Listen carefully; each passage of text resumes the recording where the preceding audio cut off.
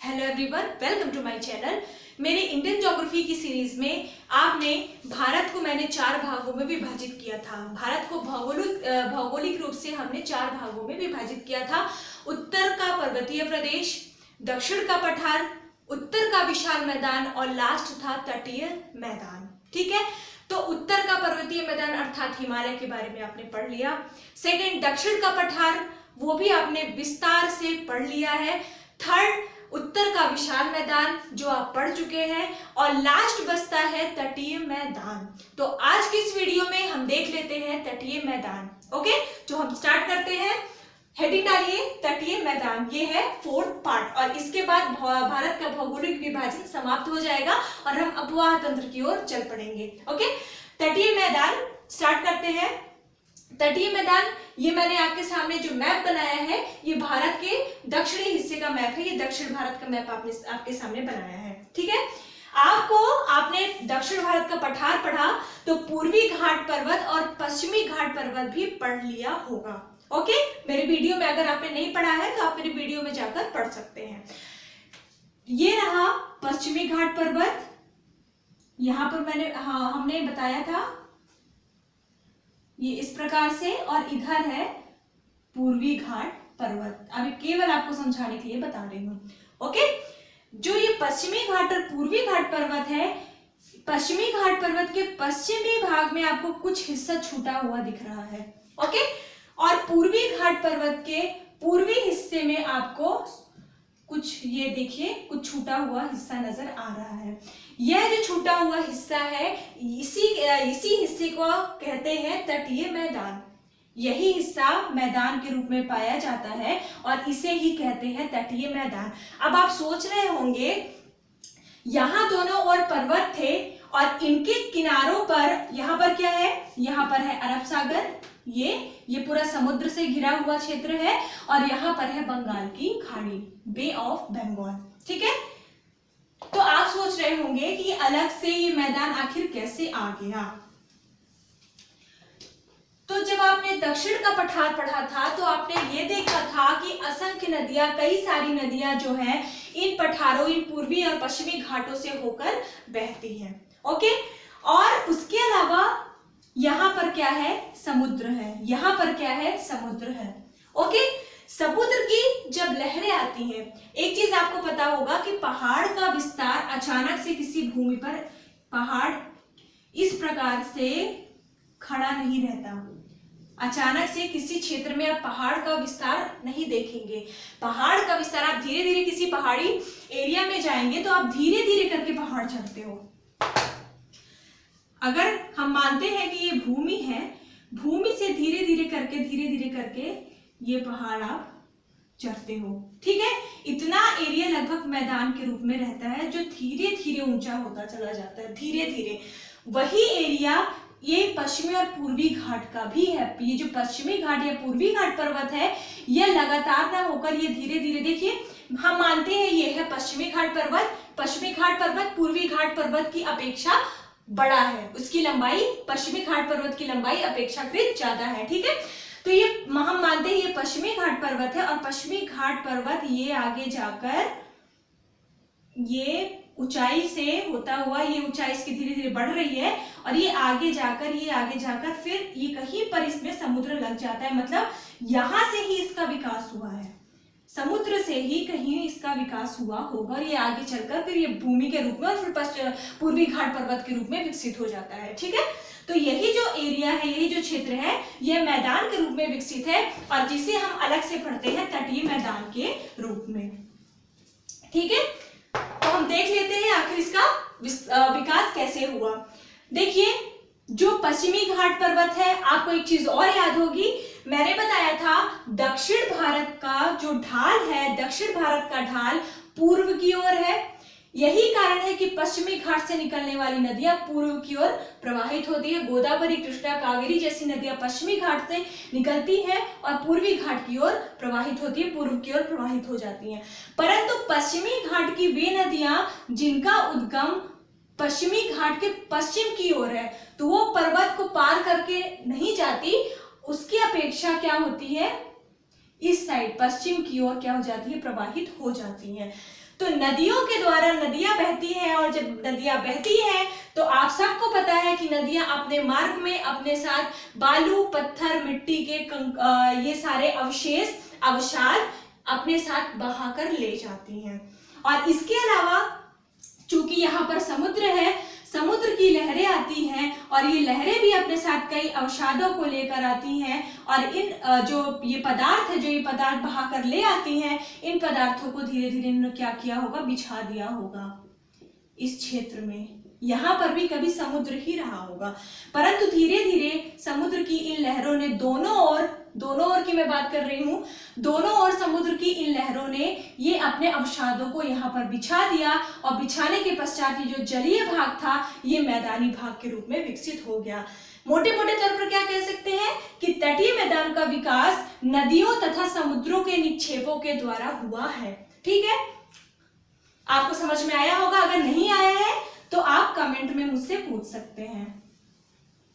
Okay, अब हम आगे चलते हैं। जो तटीय मैदान है, तटीय मैदान को दो भागों में बांटा गया है। जिस प्रकार पश्चिमी घाट पर्वत और पूर्वी घाट पर्वत को हम अलग अलग से पढ़ रहे थे, उसी प्रकार तटीय मैदान को दो भागों में बांटा गया है। पहला है पश्चिमी तटीय मैदान लिखते जाएंगे, ठीक है, और दूसरा है पूर्वी तटीय मैदान।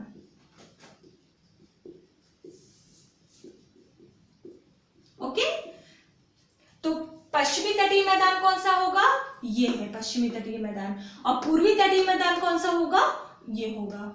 ठीक है, आ गया समझ में।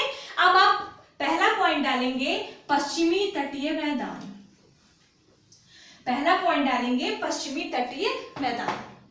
तो हम देख लेते हैं पहले। देखिए, पश्चिमी तटीय मैदान का जो विस्तार है, इसका विस्तार सूरत से लेकर, ये देखिए ये सूरत गुजरात में है, सूरत सुना होगा आप सबने नाम।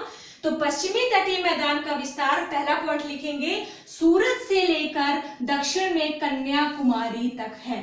पश्चिमी तटीय मैदान का विस्तार सूरत से लेकर दक्षिण में कन्याकुमारी तक है। ओके, उसके बाद आपने केंद्र शासित प्रदेश दमन द्वीप का नाम सुना होगा। दमन जो कि सूरत के दक्षिण में आप देखेंगे, यहाँ पर गुजरात में यहाँ पर दमन है, और इस क्षेत्र में है दीव। ठीक है, ये दोनों पास पास नहीं, इनका नाम एक साथ लिया जाता है, ये दोनों दूर दूर स्थित क्षेत्र हैं। ओके, तो दमन है और ये है दीव। तो पहला आपने पॉइंट डाला कि सूरत से लेकर कन्याकुमारी तक पश्चिमी घाट का पश्चिमी तटीय मैदान का विस्तार है। दूसरा पॉइंट डालेंगे कि इस मैदान को सुविधा की दृष्टि से 4 भागों में विभाजित किया जाता है। इस मैदान को सुविधा की दृष्टि से 4 भागों में विभाजित किया जाता है। पहला ये जो आपको गुजरात का तट दिख रहा है, ये ठीक है, ये आपको यहां तक दमन तक देखेंगे, ये जो आपको तट दिख रहा है इसे कहते हैं गुजरात का तट। गुजरात तट, ये आप यहां से पूरा ये ले लेंगे, या फिर सूरत से आप दमन तक का भी बोल सकते हैं, ये ठीक है, ये है गुजरात तट। आगे बढ़ेंगे। दूसरा है, जहां पर मैंने दमन बनाया है, दमन आपको दिख रहा है, ये मैंने दमन बनाया है, और दमन से आगे आप आएंगे, ये महाराष्ट्र के आप मैप में देखेंगे, महाराष्ट्र के आगे आपको यहाँ पर एक छोटा सा देश नजर आएगा, और ये है, सॉरी देश नहीं, राज्य, ये है गोवा। ठीक है, तो ये कौन सा राज्य है, ये है गोवा। तो पहला आपका जो पश्चिमी तटीय मैदान का मैं विभाजन बता रही हूं, ठीक है, विभाजन पश्चिमी तटीय मैदान का, याद रखिएगा, क्वेश्चन ये हमेशा आते हैं इसके।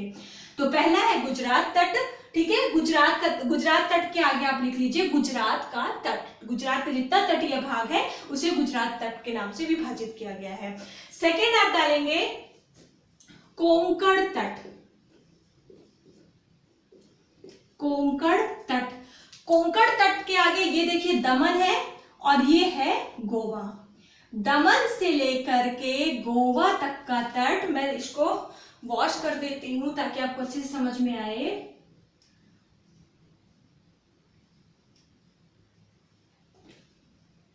ये। तो ये है दमन और ये है गोवा। दमन से गोवा तक का तट जो है वह कहलाता है कोंकण तट।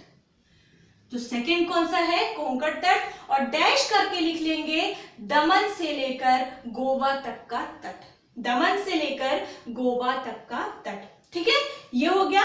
फिर आगे हम बढ़ेंगे, ये है गोवा और यहां पर कर्नाटक में आप देखेंगे यहां पर है मंगलौर या इसको ही कहते हैं मंगलुरु। कहीं कहीं पर मंगलुरु लिखा होगा और कहीं कहीं पर इसे मंगलौर कहते हैं। ओके, तो गोवा से लेकर के मंगलौर तट का तट कहलाता है केनरा तट, या केनरा की जगह कहीं कहीं पर आपको कन्नड़ तट भी लिखा मिलेगा। तो थर्ड इसका जो विभाजन है यह कहलाता है कन्नड़ तट या फिर केनरा तट। दमन से लेकर गोवा तक कोंकण तट, गोवा से लेकर मंगलौर तक केनरा तट या कन्नड़ तट। दोनों नाम लिख दे रही हूं मैं। ठीक है, देखिए आप मैप से याद करेंगे तो आपको जल्दी याद हो जाएगा। तो कन्नड़ तट के आगे लिखेंगे गोवा से मंगलौर तक का तट। ठीक है, फिर उसके आगे पढ़ेंगे जो चौथा और लास्ट है इसका विभाजन, मंगलौर से लेकर के कन्याकुमारी तट। मंगलौर से लेकर कन्याकुमारी तट, स्पेशली केरल का पश्चिमी तट, स्पेशली केरल का पश्चिमी तट, यह कहलाता है मालाबार तट। सुना होगा आपने नाम, मालाबार तट।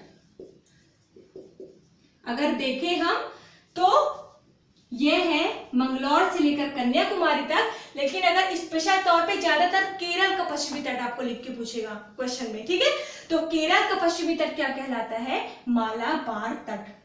ओके, ये चार विभाजन आप नोट कर लीजिए प्लीज। ओके, चलिए मैं ये भी रफ कर दे रही, सॉरी वॉश कर दे रही हूं। आई होप आप सबने अच्छे से इसको समझा होगा और अच्छे से आपने इसे लिख लिया होगा। बहुत ज्यादा इंपॉर्टेंट है क्योंकि ये चलिए अब पश्चिमी तट की तटीय मैदान की ही बात करते हैं और आगे बढ़ते हैं। देखिए पश्चिमी तटीय मैदान सूरत से लेकर कन्याकुमारी तक विस्तृत है। अगर हम पूरे मैदान की बात करें तो सर्वाधिक चौड़ाई किस जगह की है ये आप पहले देख लीजिए। अगर हम पूरे पश्चिमी तटीय मैदान की बात करें तो पश्चिमी तटीय मैदान की सर्वाधिक जो चौड़ाई है ये दिखती है नर्मदा एवं ताप्ती के मुहाने में। नर्मदा नदी ये निकलती है अमरकंटक से मध्य प्रदेश से होते हुए और ये गुजरात में आकर गिर जाती है खंबात की खाड़ी में, और यहीं पर है ताप्ती नदी मध्य प्रदेश से निकलती है और ये भी आकर यहाँ पर गिर जाती है। तो सर्वाधिक इसकी जो चौड़ाई है पश्चिमी घाट पर्वत की, सर्वाधिक चौड़ाई कभी कभार पूछ सकता है ये, तो ये है नर्मदा एवं तापी के मुहाने पर। ठीक है, ये नोट कर लेंगे आप। अब इसके आगे ये चौड़ाई की बात हो गई। अब एक और चीज देखिए, जो पश्चिमी घाट, ये पश्चिम तटीय मैदान है, सॉरी मेरे मुंह से बार बार पश्चिमी घाट पर्वत निकल रहा है, मैं यहाँ पर मैदान की बात कर रही हूँ। पश्चिम तटीय मैदान जो है यह अपेक्षाकृत सकरा मैदान है। अगर हम पूर्वी तटीय मैदान की बात करें तो पूर्वी तटीय मैदान की अपेक्षा यह सकरा है। पूर्वी तटीय मैदान अधिक चौड़ा है। ओके, तो यह सकरा है, इसका कारण देख लेते हैं। देखिए पश्चिमी घाट पर्वत से के पश्चिमी भाग से, पश्चिमी घाट पर्वत के पश्चिमी भाग से जो नदियां निकलती हैं वो अत्यंत तीव्रगामी नदियां होती हैं, अर्थात तेजी से बहती हैं और तेजी से बहते हुए यहाँ पर अरब सागर में गिर जाती हैं। जो नदी तेजी से बहेगी, देखिए जो नदी तेजी से बहेगी और उसके अंदर उसके साथ वह अपने साथ जो भी कंकड़ पत्थर मिट्टी लेके आएगी और तेजी से बहेगी, रफ्तार के साथ बहेगी और एक झटके में जैसे ही समुद्र में गिरेगी, सपोज दैट ये भूमि है, यहाँ से नदी आ रही है और ये है सागर या समुद्र। ठीक है, जो नदी तीव्रगामी होगी, तेजी से आएगी, तेजी से बहेगी, अपने साथ नदियां हमेशा अपने साथ क्या लाती हैं? अवसादों को लाती है, निक्षेपों को लाती है। तो तेजी से आएंगे और अपने साथ लाए हुए अवसादों को तेजी के साथ यहाँ पर क्या करेंगी, गिरा देंगी। आया समझ में? तेजी के साथ यहाँ पर गिरा देंगी और क्या होगा, यहाँ का जो भाग है, जो इसका जहां से ये नदी गिरेगी, जहां से ये नदी गिरेगी और तेजी के साथ गिरेगी, तो तेजी के साथ गिरने से क्या होगा, अब जैसे एक कहावत भी बनी हुई है, रसरी आवत जाते सिल पर होत निशान। ठीक है, तो मैं कहावत पर नहीं जा रही हूँ, मैं केवल आपको एक एग्जाम्पल के तौर पे बता रही हूँ कि रस्सी के आने जाने से एक पत्थर पर भी निशान पड़ जाते हैं। इसी प्रकार नदी इतनी तेजी के साथ बहती, इतनी तेजी के साथ गिरती है कि यहाँ पर जितनी चट्टान है ना, ये चट्टानों को घिसती हुई चली जाती है। ठीक है, और यहाँ पर क्या होता है, ये गड्ढा सा बन जाता है, धीरे धीरे करके गड्ढा बन जाएगा। देखिए यहाँ से ये नदी गिरी और यहाँ पर धीरे धीरे क्या बन जाएगा, गड्ढा, क्योंकि इतनी ज्यादा रफ्तार के साथ आती हैं। ये हो गई तेज बहने वाली नदियां। ठीक है, अब जो नदी धीमी गति से बहती है उसके बारे में बताती हूँ। जो नदी धीमी गति से बहेगी, मैं इसको साफ कर दे रही हूँ। जो नदी धीमी गति से बहेगी, धीमे धीमे से आएगी। ठीक है, ये भूमि है, हम मान लेते हैं ये भूमि है और ये नीचे क्या है, सागर है, यहाँ पर नदी को गिरना है। धीमे धीमे से आएगी। ठीक है, यह भी अपने साथ क्या लाएगी, अवसादों को लेकर आएगी।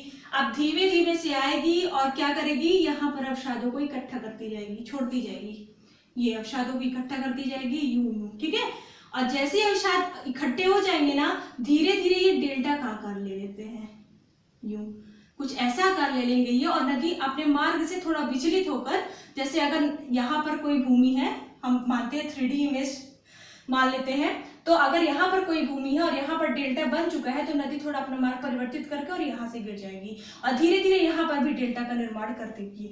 तो इससे आपने क्या समझा, जो धीमी गति से बहने वाली नदियां होती हैं, धीमी गति से, अक्सर लोग डेल्टा और एस्चुरी में बहुत ज्यादा कंफ्यूज होते हैं, मैं वही क्लियर करने की कोशिश कर रही हूँ। जो धीमी गति से बहने वाली नदियां होती हैं वे सदैव डेल्टा का निर्माण करती हैं, और डेल्टा क्या होता है वो आपने समझ लिया, अवसादों को लेकर आएंगी और अपने रास्ते पर बिछाती जाएंगी और धीरे धीरे ये इस प्रकार का आकार ले लेगा, जिसे हम कहते हैं डेल्टा। ओके, तो धीमी गति से बहने वाली नदियां डेल्टा का निर्माण करेंगी और जो नदियां तीव्रगामी होंगी वो निर्माण करेंगी एस्चुअरी का, और इसे ही कहते हैं ज्वार नदमुख। एस्चुअरी को ही कहते हैं ज्वार नदमुख। ओके, तो ये है तीव्रगामी नदी। डेल्टा क्या करती है, अपने मुहाने को उठा देती है, सॉरी, जो धीमी गति में बहने वाली नदियां होती हैं ये अपने मुहाने को उठा देती है, अर्थात डेल्टा का निर्माण करेंगी तो वो मुहाना उठ जाएगा उनका। लेकिन जो तीव्रगामी नदियां होती हैं वो अपने डेल्टा को, अपने मुहाने को खोखला करती चली जाती हैं, काटती चली जाती हैं। ठीक है, और इसे ही कहते हैं ज्वार नदमुख। ये जो काट रही है और फिर ये नदी गिर रही है, इसे ही कहते हैं ज्वार नदमुख। तो आपसे कंफ्यूज आपको नहीं होना है। आई होप आपका डाउट क्लियर हो गया होगा। ठीक है, तो क्या होता है, पश्चिमी घाट पर्वत की जो नदियां हैं ये तीव्रगामी होती है, और तीव्रगामी नदियां हैं तो ऑफकोर्स क्या बनाएंगी, एस्चुअरी बनाएंगी। आपने बहुत बार, हर बार किसी ना किसी पेपर में देखा होगा कि ऐसी कौन सी दो नदियां हैं जो डेल्टा ना बनाकर एस्चुअरी बनाती है, और ऑप्शन में होता है नर्मदा और ताप्ती। ओके, तो देखिए नर्मदा और ताप्ती कहाँ पर है, कहाँ से गिर रही है, पश्चिम तटीय मैदान से होकर तो आ रही है, और यहाँ पर ये क्या बना रही है, एस्चुअरी बना रही है।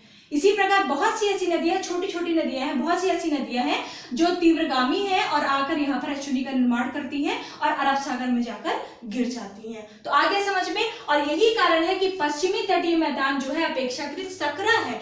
देखिए अगर डेल्टा का निर्माण करेंगी नदियां तो क्या करेंगी, ये इसका किनारा धीरे धीरे बढ़ता जाएगा ना, अवसादों को इकट्ठा करेंगे, धीरे धीरे किनारा इसका बढ़ता जाएगा, तो पश्चिम तटीय मैदान में क्या होगा, बढ़ता जाएगा, क्योंकि इसका किनारा बढ़ रहा है। लेकिन ये जो यहाँ की नदियां हैं ये क्या करती हैं, एस्चुअरी का निर्माण करती हैं,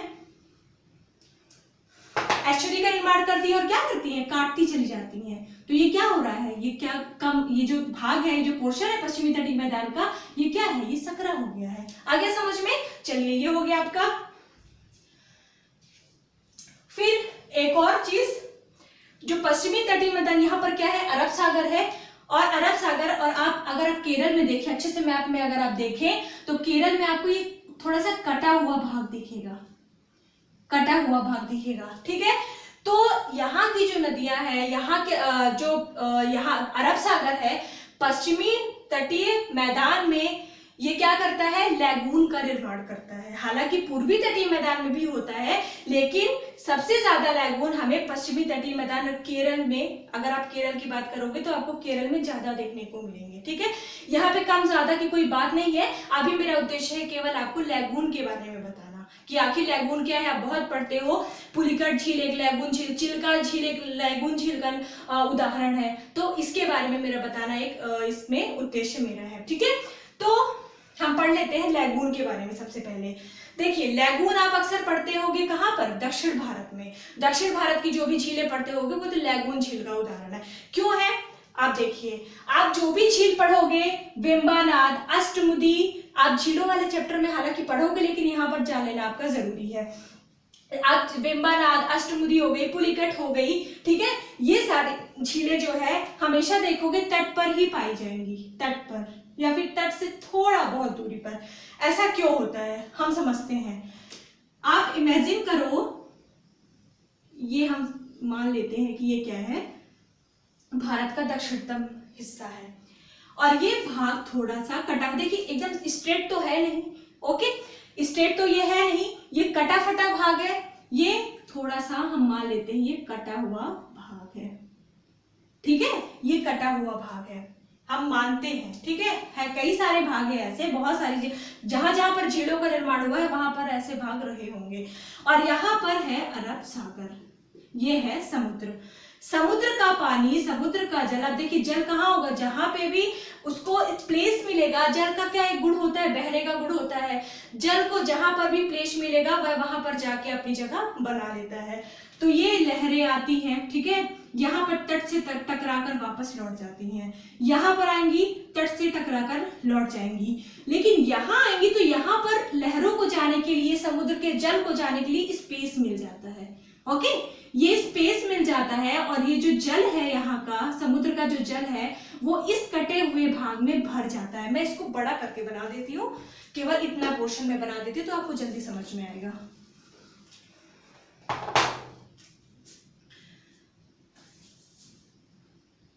ये ठीक है, तो ये समुद्र का जल आता है और यहाँ पर क्या हो जाता है, भर जाता है। अब धीरे धीरे क्या होता है, जल के साथ साथ, कई बार मैंने बताया, समुद्र या नदियां जल के साथ साथ अवसादों को भी लेकर आती हैं।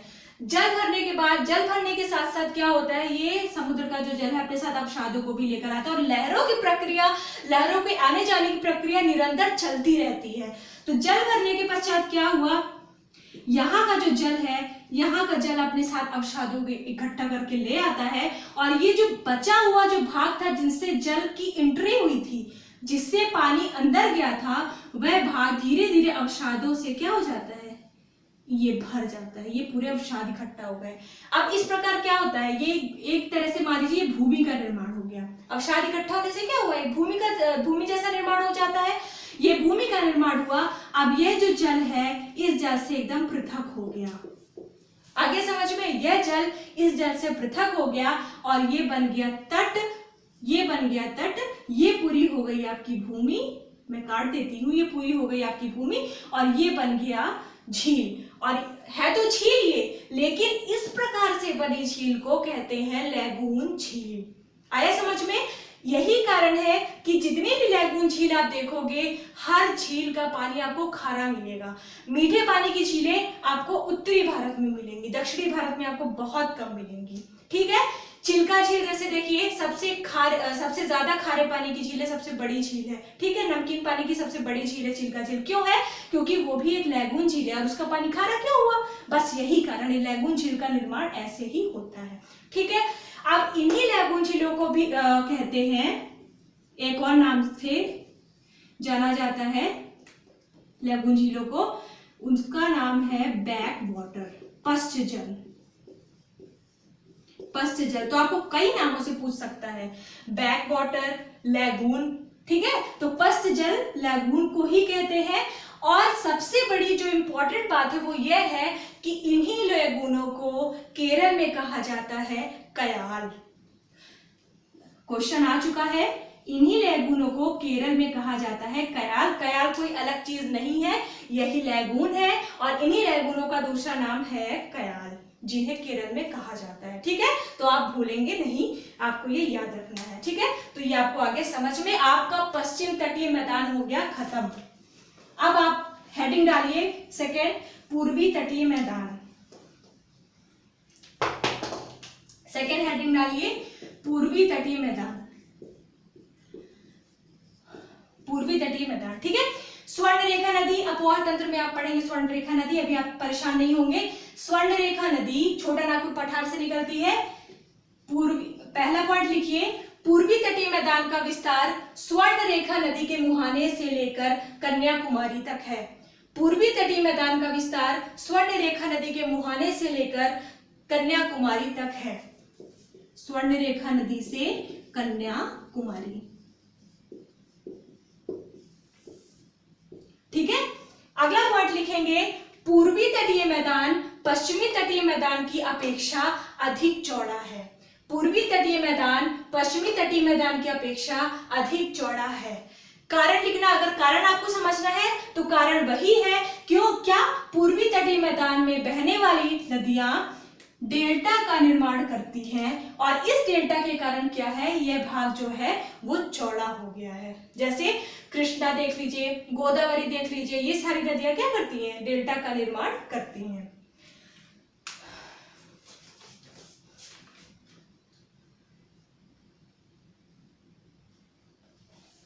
ठीक है, अब जो पूर्वी तटीय मैदान है, पूर्वी तटीय मैदान को भी 3 नामों से जाना जाता है। जैसे यहाँ पर आपने चार भागों में विभाजित किया था पश्चिमी तटीय मैदान को, उसी प्रकार पूर्वी तटीय मैदान को भी 3 भागों में विभाजित करते हैं। पहला लिखेंगे, पहला है उड़ीसा का तट। उड़ीसा का तट उत्कल तट के नाम से जाना जाता है। उड़ीसा का तट उत्कल तट, उत्कल तट, उड़ीसा का तट, कई बार क्वेश्चन आ चुका है, याद रखिएगा, उत्कल तट। फिर नीचे आएंगे, यहां पर है गोदावरी का डेल्टा, ये याद रखिएगा, ये है गोदावरी का डेल्टा, थोड़ा ऊपर बना देते हैं। गोदावरी नदी आती है, अपने मुहाने पर डेल्टा का निर्माण करती है। ये है गोदावरी का डेल्टा और ये है कृष्णा का डेल्टा। ठीक है, तो उड़ीसा का तट कहा जाता है, देखिए 3 भागों में मैंने बोला था विभाजित करने को। उड़ीसा का तट बोला जाता है उत्कल का तट, जो गोदावरी तट और गोदावरी से कृष्णा तट के गोदावरी डेल्टा, डेल्टा कहेंगे, गोदावरी डेल्टा से कृष्णा डेल्टा के मध्य का भाग कहा जाता है उत्तरी सरकार तट। उत्तरी सरकार तट, और जो ये डेल्टा है, इन्हीं दोनों डेल्टा की वजह से एक झील का निर्माण हुआ है और उस झील का नाम है कोलेरू, जो कि आंध्र प्रदेश में स्थित है। तो पूछा जाता है, देखिए आपको ये कंफ्यूज करने के लिए पूछा जा सकता है, क्योंकि यहाँ पर जितनी भी झीलें हैं ना, ज्यादातर लैगून झीलें हैं, तो पूछा जा सकता है कि कोलेरू झील निम्नलिखित में से किस प्रकार की झील का उदाहरण है। तो कोलेरू झील डेल्टाई झील का उदाहरण है, जो कि गोदावरी और कृष्णा डेल्टा के कारण उसका निर्माण हुए हैं। लिख लीजिएगा नोट करके। ये हो गया उत्तरी सरकार तट, और ये जो तट है इसको एक और नाम से जाना जाता है आंध्रा तट। कहीं कहीं पर आपको आंध्रा तट के नाम से भी लिखा हुआ ये मिलेगा, तो कंफ्यूज मत होइएगा। और लास्ट है तमिलनाडु का तट। ये तमिलनाडु का तट, इसे कहा जाता है कोरोमंडल तट। कोरोमंडल तट, ठीक है। उत्कल तट, आंध्रा या उत्तरी सरकार तट। देखिए एक और चीज में आप कंफ्यूज हो सकते हैं। ज्यादातर बुक में ना, ज्यादातर क्या, किन्हीं बुकों में आपको यहाँ से और ये पूरा जो भाग है ना, ये उत्तरी सरकार तट लिखा हुआ मिलेगा, उत्तरी सरकार तट। तो कंफ्यूज नहीं होना है, आप ऐसे ही याद रखेंगे इसको। उड़ीसा का तट उत्कल तट, आंध्रा या उत्तरी सरकार तट, और फिर नीचे लास्ट है कोरोमंडल तट। और डेल्टाई झील आपने लिख ली होगी। कोलेरू झील जो है डेल्टाई झील का उदाहरण है, गोदावरी और कृष्णा नदियों के डेल्टा पर निर्मित है। उसके अलावा आपको आंध्र प्रदेश और तमिलनाडु की सीमा पर एक और झील मिलेगी, ये लैगून झील है और उसका नाम है पुलिकट झील, जिस पर श्रीहरिकोटा स्थित है। सतीश धवन अंतरिक्ष केंद्र का नाम सुना होगा। श्रीहरिकोटा पुलिकट झील पर ही स्थित है। और पुलिकट झील क्या है, लैगून झील है, और स्थित कहाँ पर है, आंध्रा और तमिलनाडु की सीमा पर। तो ये हो गया आपका पूर्वी तटीय मैदान। पश्चिमी तटीय मैदान मैंने पहले ही बता दिया। आप आई होप आपको ये अच्छे से समझ में आया होगा, क्योंकि इससे बहुत सारे क्वेश्चन बनते हैं और आपको अलग से कोई मेंस के लिए अलग से पढ़ने की जरूरत नहीं पड़ेगी। इन्हीं यही चीजें आपको मेंस में लिखनी होती है। आप देखिए, अगर आपने रट ली तो आप प्री तो क्वालिफाई कर लोगे, लेकिन मेंस का क्या करोगे, तो आप इस तरह से पढ़ोगे तो आप मेंस भी लिख सकते हो। ठीक है, चलिए ये हो गया आपका कंप्लीट। तो अब अगली वीडियो से हम क्या करेंगे, अपवाह तंत्र शुरू करेंगे, नदियों का चैप्टर। अब इस वीडियो में आपसे कुछ प्रश्न हो जाए जो मैंने पिछली वीडियो में, पिछली बार इंडियन ज्योग्राफी की वीडियो में मैंने बताए हैं। पहला क्वेश्चन लिखिए, कश्मीर घाटी किन दो श्रेणियों के मध्य स्थित है। कश्मीर घाटी किन दो श्रेणियों के मध्य स्थित है। दूसरा क्वेश्चन, ऊटी किस पर्वत पर स्थित है। ऊटी किस पर्वत पर स्थित है। अगला क्वेश्चन, अंडमान निकोबार की सबसे ऊंची चोटी का नाम बताइए। अंडमान निकोबार की सबसे ऊंची चोटी का नाम बताइए।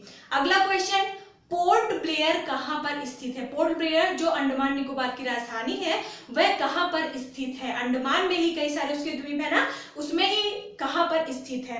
अगला क्वेश्चन है, केटू भारत की जो सबसे ऊंची चोटी है उसकी ऊंचाई बताइए। और इन सारे क्वेश्चन का जवाब आप इस वीडियो के कमेंट सेक्शन में जरूर दें, अगर आपको मेरा वीडियो समझ में आता है तो। ठीक है, तो अब हम अगले वीडियो में मिलते हैं अपवाह तंत्र के साथ। तब तक के लिए थैंक यू वेरी मच।